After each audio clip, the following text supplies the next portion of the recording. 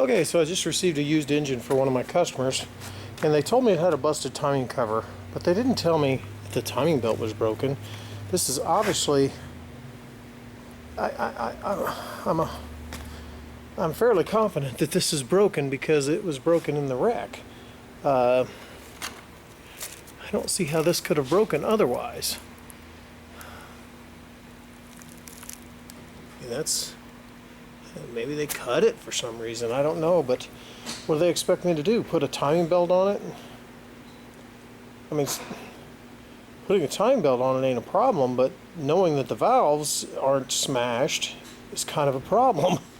In order to know that, I'll have to put a timing belt on it, rotate it around, do a compression check on each cylinder, or a leak down test on each cylinder. This is very annoying. And then I'll have all that work into it if I discover the valves are bad, if the valves are bent, and I'll have all that work into it. This is a problem because if I go through all that work and it turns out the valves are bent, then I'll have a ton of work into it. This is very annoying. Okay, we are taking a look at this salvage yard engine. We put it on the engine stand. And this is for a 2005 Passat TDI. It's a BHW engine, but very similar to BEW and BRM. So similar that everything we do here would apply to those engines as well. Now, we bought this engine as a good used engine, and they told us that the timing cover had some damage and the timing cover would need to be changed. Yet, when I looked at it, the timing belt was broke. So I have to really worry that this car was in a crash. The crash broke the timing belt. Obviously the engine was running during the crash. Police are coming by. Or maybe it's an ambulance.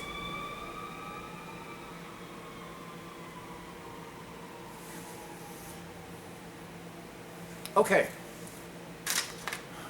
So obviously we bought this as a good used engine. And the salvage yard did tell me that it had the timing cover damaged in the wreck, and it would need the timing cover swapped over from the original engine to this one. And that's fine. I accepted that. But when it got here, the timing belt was broken.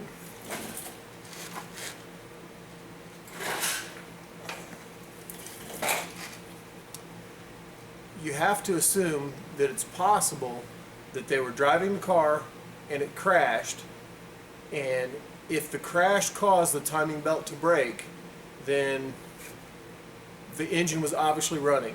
If the timing belt broke while the engine was running, the piston smacked the valves. It's 100% for sure. We definitely don't want to install this engine unless we know for sure. And I called the salvage yard and talked to them about it, and they told me they were okay with the testing I was doing and they'd make it right if the engine wasn't any good. But we got to know whether the engine's good or not. We have to know whether those pistons smack those valves.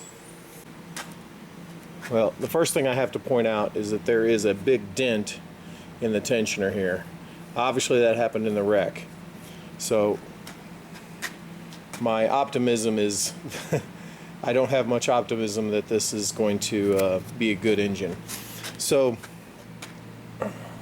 the first thing you want to check is you take a good look at the lifters and you look for spider cracks in the lifters. And unfortunately on the PD motor, it's very tight in there, very hard to see. It only leaves you with looking at little pieces of the edges of the lifters to where you can't look for spider cracks very easily. I'm going to take a good look at these, and if I can see something, I will show you what I can see.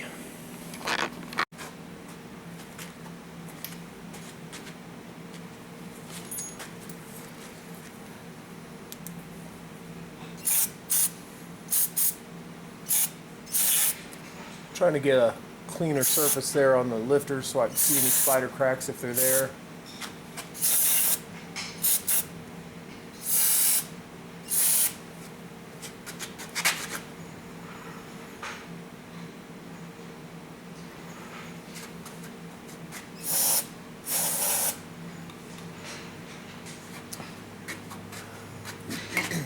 I'm not seeing anything, so maybe this engine's okay.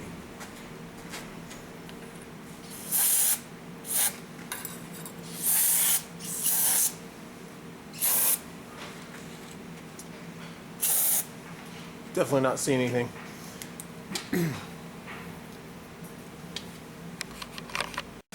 Okay, so in order to verify for sure that this is okay, we need to check the ability of the valves to seal, because if the pistons smack the valves, then the valves aren't going to seal perfectly. The problem with that is you can't rotate the crankshaft to full turn. If you rotate the crankshaft to full turn, at some point, since the timing belt isn't on there, the pistons will smack the valves. And so what this video is about is the process of doing a leak down test on an engine with no timing. Now, I could grab a timing belt, I keep them in stock, and I could put it on this engine and I could time it up real quick. But there's a way to do this where you don't have to do that. So that's what this video is about. By the way, I've pulled the glow plugs out so that there's no compression and this engine turns over easy. So you want to do this gently. You don't want the pistons smacking the valves as you're turning this. But there it just stopped. So when it stops, you mark the piston.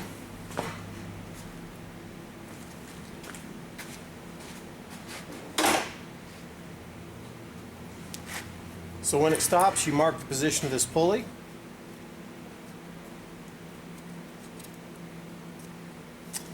And then you go the other direction.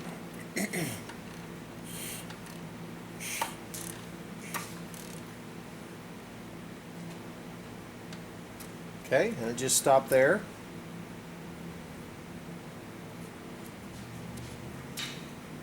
Then you count the number of teeth between the two.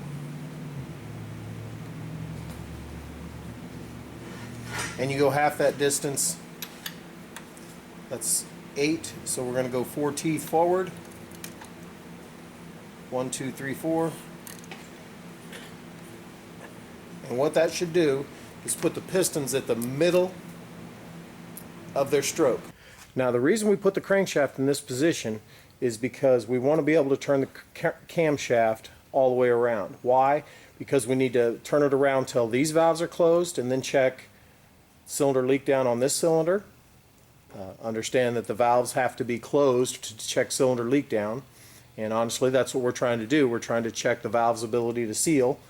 So we turn the camshaft around till both these valves are closed.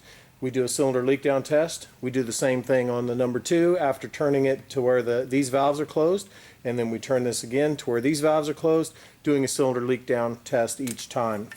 So I'm going to turn this till the number 1 valves are closed.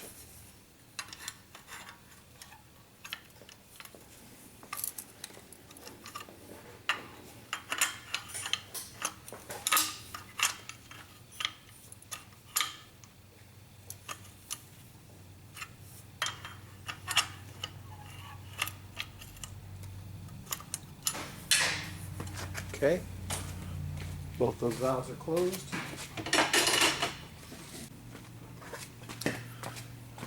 Okay, we take this fitting here that just happens to have the same threads as the glow plugs, and we go through our glow plug hole, screw this in, and you don't really have to have a cylinder leak down pressure tester to do something like this. You can simply blow air inside there with a blow nozzle with a rubber tip, possibly, and get effective results. Okay, that doesn't fit in there perfectly. I can't really put a wrench on it due to the area that it's in, so we might get some leakage from our threads there, but we know there's some leakage there, so we'll just take that into account. So here's our cylinder leak down tester. And Cortland, can you give me a hand when you get a chance? Okay, Cortland is going to be holding the crankshaft from turning, because obviously we're putting pressure into the cylinder. That air pressure can push the piston down. If the piston goes down, the other pistons come up, they smack the valves. We're trying to preserve this engine, try to be able to use this engine, and we don't really want to damage it by us using air pressure and the piston smacking the valves. Okay, so cylinder leak down tester, shop air. Hold tight there, Cortland. You may see the engine move a little bit, or Cortland maybe load it up, or maybe it'll throw him across the shop, hopefully. Did you feel something there? Yeah. Is it loaded up? Yeah. Okay, on our gauge here, we can see there's 60 psi going into it.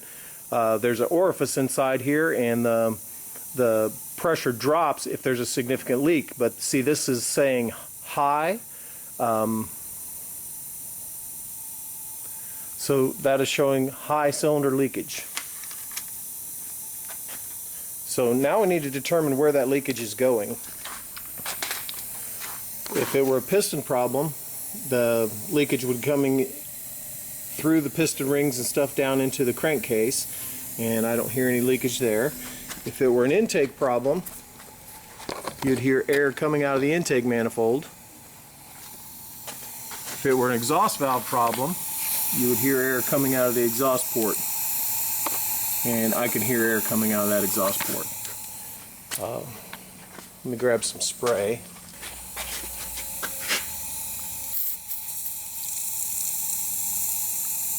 And you can see there's so much blow by past that exhaust valve that it just sprays the spray right back out. That isn't smoke or steam, it's just simply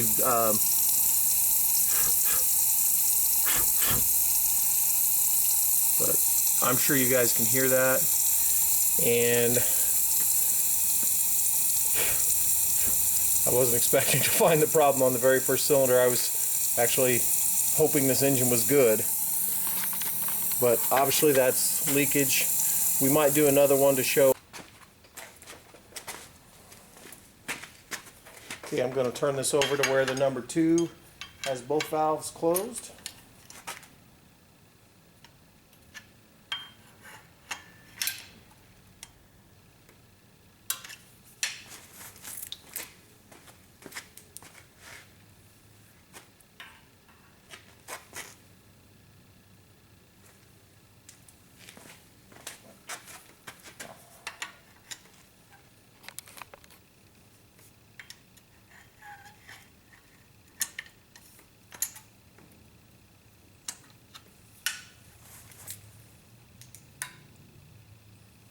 Okay, both valves closed are on. Both valves on the number 2 are closed. I'm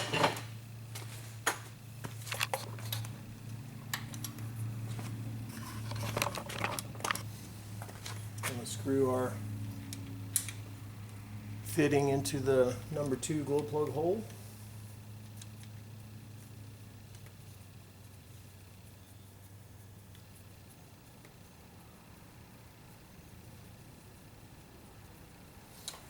We were checking.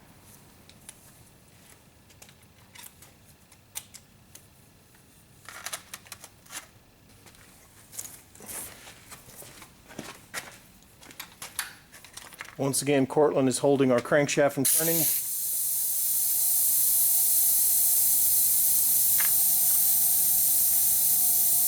And once again on number 2 we're showing high leakage. Let's see if it's coming out of the exhaust port. There is some leakage coming out of our fitting there at the glow plug hole because you can't really get a wrench in there to tighten it. But nothing really coming out of the oil jacket. Definitely nothing coming out of the intake. Doesn't really seem like much coming out of the exhaust port there. Let's spray it and see.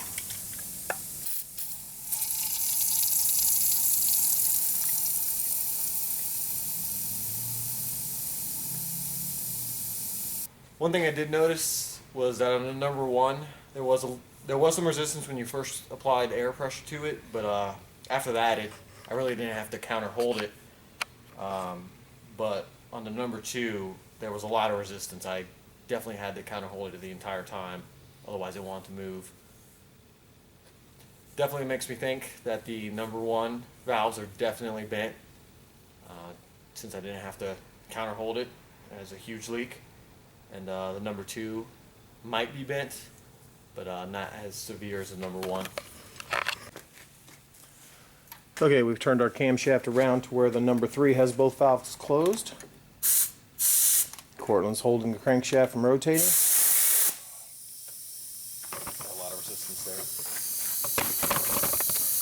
You see on this one we have, it's saying moderate leakage. Understand that once again my fitting at the glow plug hole is leaking a little bit. You can probably hear it. So if my fitting wasn't leaking, this moderate leakage would probably stay low. This cylinder seems to be sealing well.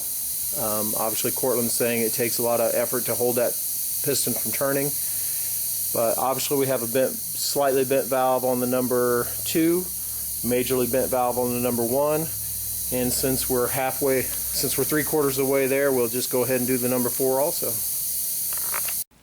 Okay, we've turned our camshaft around to where the valves are closed on the number 4.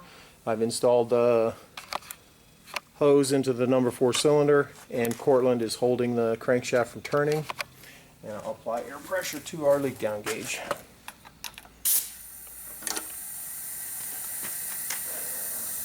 And once again, it shows high cylinder leakage.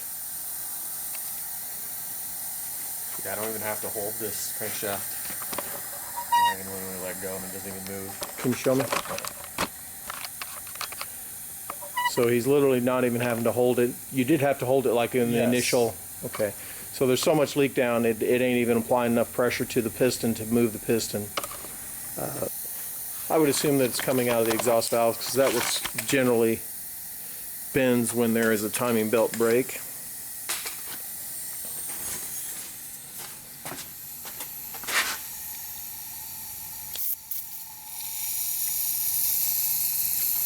Okay, no bueno. Well, it sucks that they didn't take a look at it, or whoever pulled this engine out of the car, or their quality control guy didn't think that if the timing belt was broke, maybe the valves would be damaged. Cost me a little bit of time, but at least I didn't install the engine in the car.